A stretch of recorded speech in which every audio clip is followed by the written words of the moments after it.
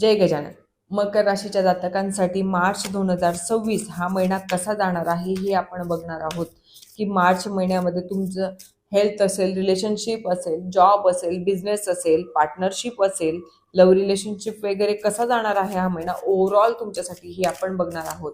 So रिडिंगला start करण्याच्या अगोदर तुमच्या इष्टदेवतेचं नाव घ्यायचं आहे आणि रिडिंगला आपण स्टार्ट करूया. मी पण घेते, तुम्ही पण घ्या तोपर्यंत.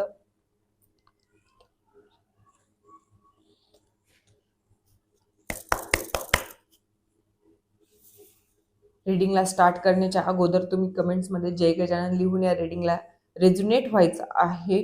आणि हो, सगळ्यात अगोदर आपण जॉबवाल्यांसाठी बघून घेऊ की जॉबवाल्यांसाठी हा महिना कशा असणार आहे. जॉबवाल्यांसाठी हा महिना चांगलाच असणार आहे, पॉझिटिव्ह असणार आहे. सगळ्या काही गोष्टी मिळवाल तुम्ही, चांगल्या पद्धतीने मिळवणार आणि मिळतील पण. जे मिळेल ते लॉंग टर्मसाठी राहणार आहे त्याच्या. आणि असं मिळेल जॉब मार्फत ज्या काही गोष्टी मिळवायच्या होत्या त्याच्याने तुमची प्रॉपर्टी पण होण्याची शक्यता आहे. प्रॉपर्टी पण होईल, तुम्ही तुमच्या परिवाराला सुखी ठेवणार, लक्झरियस गोष्टी देणार, सगळ्या काही सुखसोयी घरामध्ये आणणार आहात. बिझनेसवाल्यांसाठी जर बघायचा म्हटलं तर बिझनेससाठी हा महिना थोडासा खराब आहे. बिझनेसचा विचार केला तर हा महिना इतका चांगला नाहीये. म्हणजे तुमची तारेवरची कसरत होणार आहे या महिन्यामध्ये. आणि म्हणजे असं होईल कधी कधी की तुम्हालाच पस्तावा येईल की का म्हणून हा बिझनेस मी ओपन केला असेल, का म्हणून मी याच्यात पडला.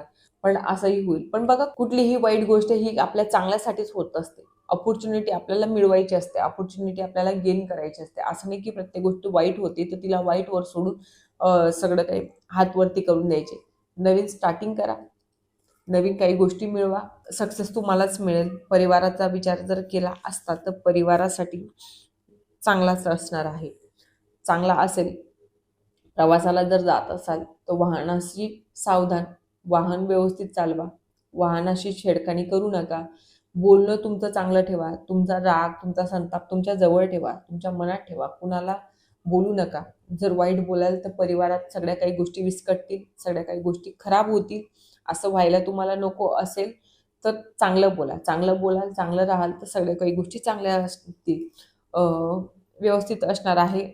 लाल कपडे परिधान करण्याचा प्रयत्न करा ह्या महिन्यामध्ये सहसा करून. मंगळवारी कुणाला तरी थोडंफार दान धर्म करण्याचा प्रयत्न करा पूर्ण परिवाराने. आणि विशेषतः जी रिडिंग ही बघतोय, मकर राशीचे जेही जातक आहेत त्यांच्यासाठी ही रिडिंग आहे. सो तुम्हाला ह्या गोष्टी करायच्या आहेत. सगळ्या काही गोष्टी जर उपवास करता आला तर उपवास करण्याचा प्रयत्न करा. मंगळवारी मंगळाची उपासना करण्याचा प्रयत्न करा. काही छोटं मोठं कर्ज असेल त्याच्यातनंही बाहेर तुम्ही निघाल, सगळ्या काही गोष्टी छान होतील.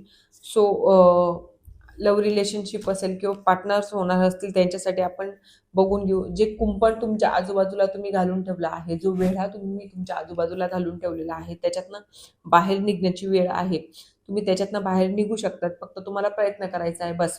म्हणजे जोही काही पर्सनच्या आजूबाजूला तुम्ही तुमचं पूर्ण आयुष्य बांधून ठेवलं आहे आणि हे तुम्हाला पण जर समजत असेल की तो पर्सन तुमच्यासाठी अयोग्य आहे तर सोडा, सोडू शकतात, लांब जाऊ शकतात, काहीच प्रॉब्लेम नाहीये.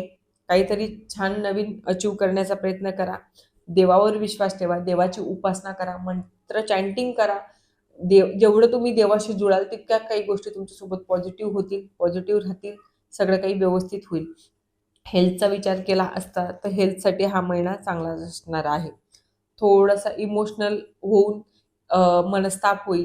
म्हणजे शारीरिक प्रॉब्लेम जरी नाही झाला तरी मानसिक प्रॉब्लेम थोडाफार होईल. तोही तुमचा ओव्हर थिंकिंगमुळे होणार आहे. तुम्ही जे कधी कधी अप्स अँड डाऊन होत असतात, जे आमुषा पौर्णिमा तुमच्या मनामध्ये चालत असते, कधी चांगलं कधी वाईट, त्याला थोडंसं बाजूला ठेवण्याचा प्रयत्न करा. तुम्ही इमोशनल होऊन, ओव्हर इमोशनल होऊन बेस्ट डिसिजन नाही घेत, प्रॅक्टिकली डिसिजन नाही घेत, तो डिसिजन घ्या. बाकी जर योग्य डिसिजन घेतला तर तुमच्यासाठी महिना खूप चांगला असणार आहे. म्हणजे कुठलेही औषधं घेऊ नका, कुठलंही काही करू नका, व्यवस्थित हे करा, व्यवस्थित ट्रीटमेंट घ्या. व्यवस्थित इमोशनल होऊन नाही मी ह्याच डॉक्टरकडे जाते नेहमी, मी याचीच ट्रीटमेंट घेते, काही आवश्यकता नाही. त्याच्यापेक्षा बेस्ट पण कोणी असू शकतो, त्याच्यावरच अवलंबून राहण्याची काही गरज नाही आपल्याला. सो ह्या गोष्टी तुम्हाला पाळायच्या आहेत, सांभाळायच्या आहेत. सो ओव्हरऑल जर महिना बघायचा म्हटला तर ओव्हरऑल महिना ट्रान्सपरन्सीचा आहे. अप्स अँड डाऊन आहेत, मान्य आहे, पण तितका चांगला पण आहे. तुम्ही जर सुधार करण्याचा प्रयत्न केला तर सगळ्या काही गोष्टी व्यवस्थित राहतील. तुम्ही म्हणाल याच्यासाठी तर व्यवसायासाठी ही रीडिंग आली होती. ठीक आहे. ओव्हरऑल महिन्यामध्ये जर पॉझिटिव्ह गोष्टी आलेल्या आहेत तर पॉझिटिव्ह घडेलच, याच्यात काही शंका नाहीये. मेजर गोष्ट म्हणजे पॉझिटिव्ह राहणं आहे. तुम्ही जितकं पॉझिटिव्हली विचार कराल, जितकं पॉझिटिव्हली कष्ट घेण्याचा प्रयत्न कराल, डोळे उघडून सगळ्या गोष्टी बघणार, तर तुमचा व्यवसायही व्यवस्थित राहील. सगळा महिनाही व्यवस्थित जाईल. काहीच प्रॉब्लेम होणार नाही. जर तुम्हाला रीडिंग आवडली असेल तर आपल्या चॅनलला लाईक, शेअर, सबस्क्राईब करायला विसरू नका आणि हो कमेंट्समध्ये जय गजानन लिहायला विसरू नका. चला, जय गजानन.